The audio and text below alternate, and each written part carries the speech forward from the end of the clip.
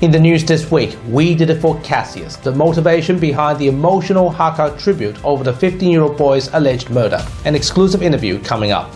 Disingenuous union, the government's fighting words after the latest pay offer rejection from nurses and midwives. Health Minister apologises for Sir Charles Gardner Hospital's death mix-up. Get a six-figure job in 10 days, an exclusive tour of a leading First Nation organisation's new training facility, and later, Dr. Andrew Miller's comment. This is The Evening News with Ivan Loom and Maliva Thorne. Good evening. A wave of tributes continues to pour in over the brutal death of Cassius TURVEY, the 15-year-old boy allegedly murdered 2 weeks ago. Among several events and activities that were held to celebrate his memory, the Haka dance performed during the week was particularly compelling. Diving into an emotional moment that united the community in grief, here's Madeline Lombardi's exclusive interview with Leon Ruri, the man behind the dance. Haka for Life performed at the Perth vigil for Cassius TURVEY. Can you explain the emotion that was felt as a community in your dance for Cassius that day? Yeah, it was an extremely emotional experience given the tragedy of what's taken place.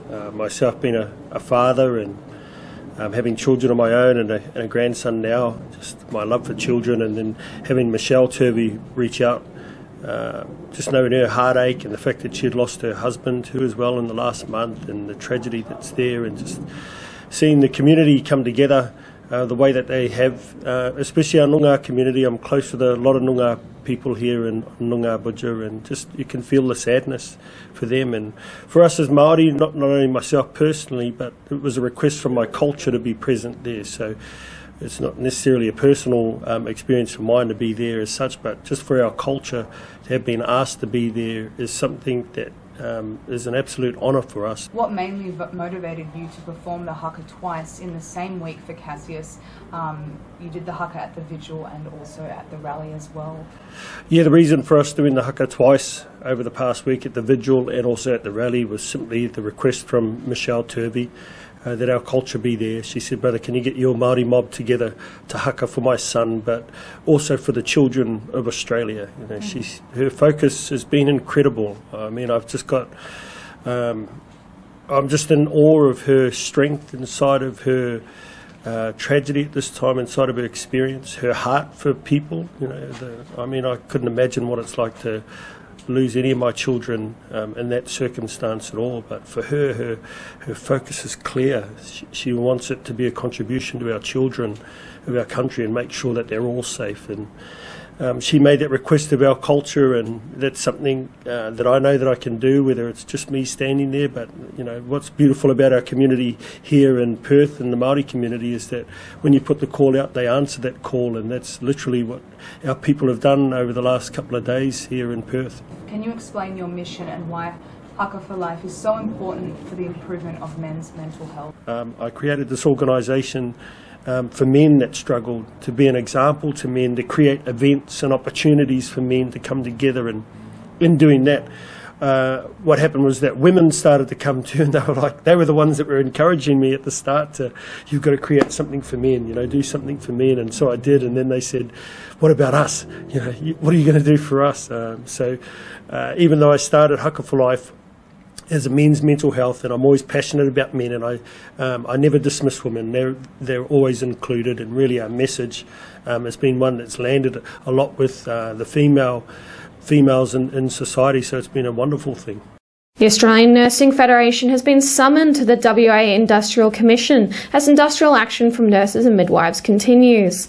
The union's workforce has voted against the government's latest pay offer and continues industrial action. Health Minister Amber-Jade Sanderson accused the ANF of being disingenuous. It has been a long and frustrating journey for nurses, midwives, the union and the state government as the wage offer deadlock continues. From this Wednesday, members of the Australian Nursing Federation will refuse to do any extra hours across the board, meaning more stress for the hospital system as health workers rejected the final pay offer. The ANF will be brought to the WA Industrial Commission on Monday after calling for the wage negotiations to be broadcasted via video live stream.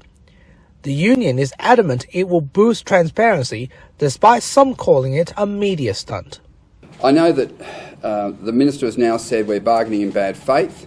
The Minister has said we're disingenuous, which I think is a bit disappointing because the Minister hasn't actually attended any of the negotiating meetings I've been at, and so I'm not quite sure where she's getting her information from.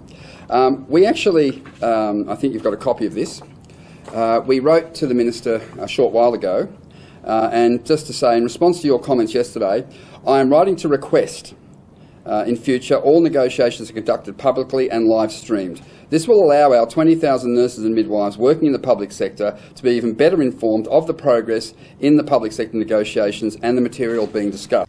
The Health Minister, on the other hand, continues the government's hard sell, accusing the ANF of being disingenuous as the industrial action drags into November. The government continues to claim the final wage offer is better than any other state and aims to close the deal before Christmas. So it is a little disingenuous for the ANF to suggest to their membership that they continue industrial action when they agree to the clause in negotiations. So we think this is a really good offer for nursing staff and, importantly, for our midwives. This is a historic reform and change in the way we manage the workloads for midwives and nursing staff. I would say to our nursing staff, there's no need for industrial action. This is a good offer. The Health Minister has apologised for the Sir Charles Gardner Hospital death mix-up after a doctor allegedly informed the patient's daughter about the death of her father, who was very much alive.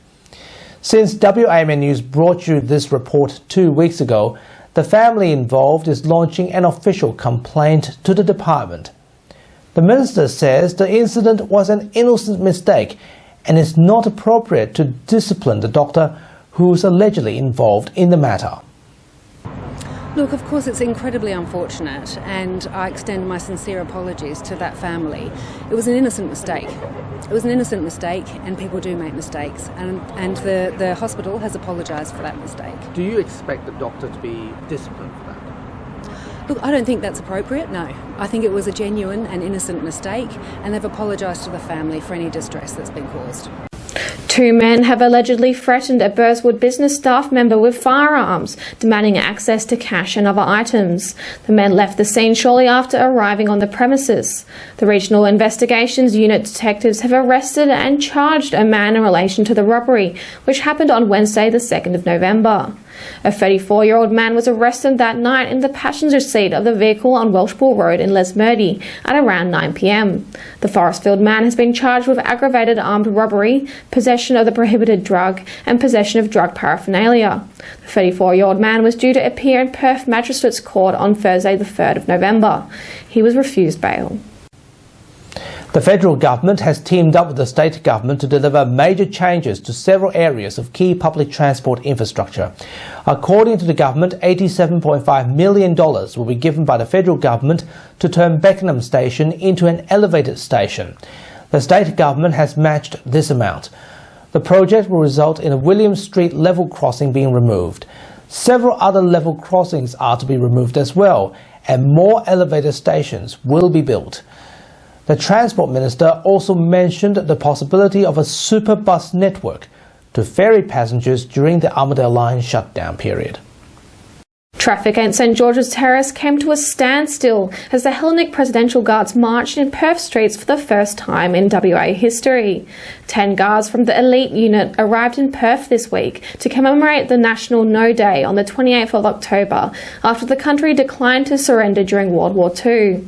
WA Premier Mike McGowan and Lord Mayor Basil Zemplis also welcomed the guards in person. The unit also participated in flag raising and wreath ceremonies in the city this weekend. A huge honour for the people of Perth, for the city of Perth and for the state of Western Australia for the first time to welcome the Greek Presidential Guard to our city and to our state. For all of the Greek Australians present today, this group represents so much that is great about Greece. The tradition, the history, the nostalgia, and I think for all of the Greek Australians present today will remind them of a trip to Athens. Seeing the F zones always gives chills to any Greek around the world, and I think it impresses everyone who sees them. It is a sight that's worth seeing for everybody. Award-winning fivefold mental health advocate Nigel Gold is raising funds for the Movember campaign, a movement that aims to advance men's mental health. As we've mentioned in our previous reports, Mr. Gold is the finalist for the Prospect Award, and he has managed to raise more than $3,000 for Movember so far. Mr. Gold is urging everyone to chip in for a good cause. Hello, Nigel Gould, hoping to raise $5,500 for mental health awareness and Movember, hoping for support from the public, but to raise awareness and get that message out. It's okay not to be okay. It's okay to get help. Please support Movember. I know this is a great community cause. Thank you very much. So, Ivan, let's say that Nigel gets to $6,000. What would you do then? Okay, what do you want me to do then? How about we make a bet? If Nigel gets to $6,000, what will you do? How about I either get the Movember tie, right? Yeah. I'll wear a Movember tie when I read the news. Yeah. And right behind this table, or a suit if possible. I'm sorry, we're going to go with the suit, Ivan. That's far more dedication, I think. But let's say this: if I couldn't get the suits for somehow reason, the tie would be a second. Yeah. Okay. Second choice is the tie. Okay, challenge accepted. Nigel, you hear this, all right? And now we'll recap this week's top stories again in just a moment. Right now, here is Maddie with Western Perspective. Thanks, Ivan and Melly. Welcome to Western Perspective. I'm Madeline Lombardi.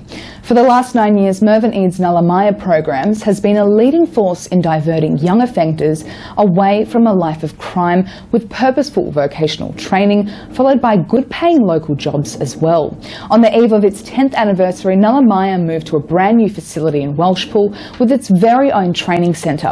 Western Perspective was given an exclusive tour of the new facility 6 weeks before its official opening day in December.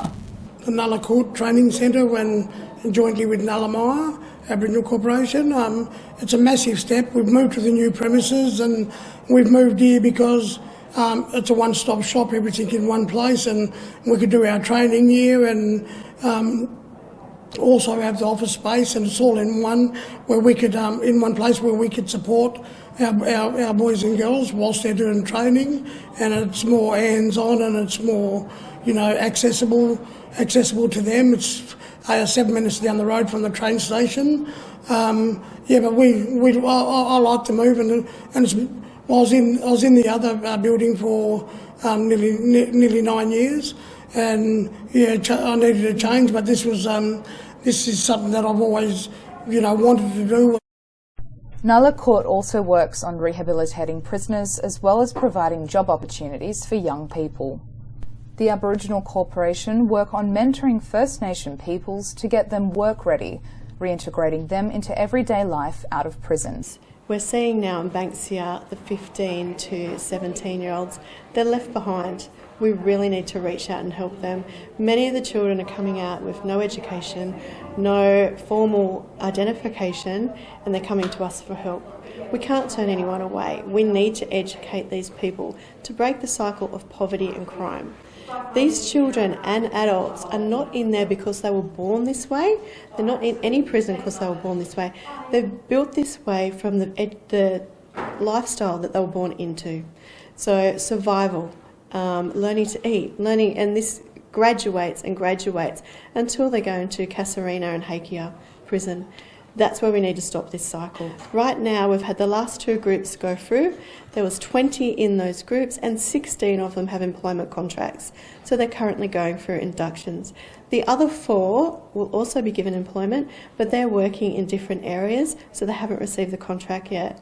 So that's 100% employment and education and safety that we're teaching, just to bring up that one person. But that one person has that trickle effect. So that trickles down to the cousins, the nephews, the aunties, the children. So that's what we're trying to do. Just get the word out there that we're here to support you. The Ngalla Koort program has achieved amazing feats, with having some students completing coursework within 10 days and getting a job straight after. In just 10 days, trainees can get their construction ticket and qualifications to work at mine sites through Ngalla Maya industry connections and relationships which have been built over the last 9 years. course. Yes, that's the best thing about it though, is that like at the end of all this, like we put in the work and then we get rewarded with it, like a job, like everything's like there for us, you know. We didn't know that Ngalla Maya and Ngalla Koort was like actually doing this type of stuff. This is my first time like ever getting a job. So I've been trying to get on the mines for a few years now, and I've never had this opportunity. Organisation that actually does, so we're so lucky to have this, you know. I said it's given them a good opportunity to start afresh, I suppose, or start not even fresh, to get new skills and get out there and do their own thing. The Ngalla Koort program uses a through care process and model to guide students through a success-based training cycle. This was always the goal, to have something of our own, a training centre where we could deliver to our own people in our own way, because the best deliverers to our people is us, and more of this should be done right across the country. Delivery of services to our people, from our people, for our people, and it's something that I've always strongly believed in. And now here is AMA WA spokesman Dr. Andrew Miller with his weekly COVID-19 update and medical commentary. Hi, thanks for your time. This time last week I was on my way back from New Zealand, and I'm pleased to say that despite me being one of the few people wearing a proper mask whilst travelling, I was able to remain disease-free the whole time, and a good trip it was. It's nice to be able to get out and see people again, as long as you can do it in a safe manner. And unfortunately we seem to be on the verge of another building wave of the descendants of Omicron. And even though the XBB variant of the virus is more different to Omicron than Omicron was to the original Wuhan version of the virus, they're not giving this a new name. And that may be partly for political reasons. There are some politicians who want to pretend that the issues with COVID are all over. But it means that we're entering into a big wave now, probably with little response from the governments other than to say, well, you've got to look after yourselves, unless we get to a situation where the health system is really nearing collapse. And unfortunately, the capacity of the health system has been reduced because staff have become sick and staff have left, and it's not a very nice place to work anymore because of the pressure that the whole system is under. So it is worth thinking about what we can do to protect ourselves, and something unprecedented happened this week with the Federal Department of Health in Australia releasing a video by the Deputy Chief Medical Officer Michael Kidd, which is an excellent video in which he explains the importance of masking when you're indoors in public spaces. And this is a sign, firstly, that the government have accepted and are prepared to talk about the airborne spread and need for airborne controls, 2.5 years into this pandemic.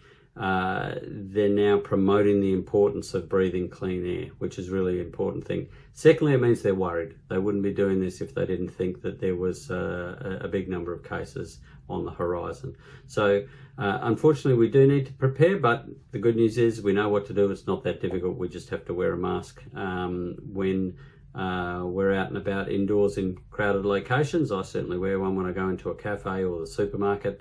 I choose to sit outdoors when I can. And if I was to be on public transport or in an enclosed vehicle with other people who I don't know, then I would be wearing an N95 mask. The ones with the ear loops are okay, the KN95s, but even better to get the ones with the head straps around the back of the head. They're more comfortable and they're more effective at forming that tight seal around the face, which is what you need to stop tiny little viruses sneaking in around the side when you breathe in. We also need to be up to date with our boosters, so if you've been haven't found the time yet to get that third or fourth shot, as large parts of the population haven't, unfortunately, then now would be a good time to do that.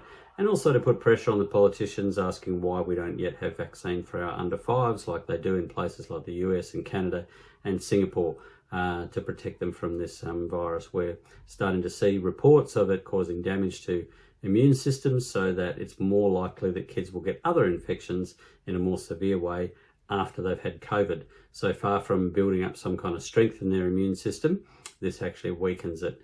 And we've seen that with other viruses before, things like measles and HIV being the famous example, but it seems as though COVID's doing the same thing. So prevention, better than cure. Your grandmother knew the answer to that question.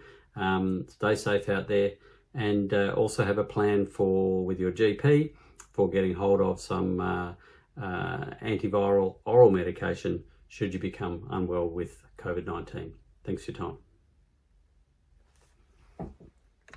That's Dr. Andrew Miller, and now a brief weather update. It's been a warm day today as the mercury got close to the 30s, but it won't last during the week as the forecast shows we will hover in the low 20s during the daytime and low 10s during the night time. 22 on Monday, 23 on Tuesday and Wednesday, partly cloudy on Thursday with 20 degrees in the daytime before an overnight low of 11 degrees.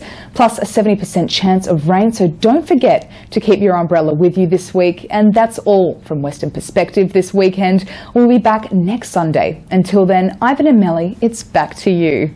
Well, we'll certainly bring our umbrellas. Thanks, Maddie.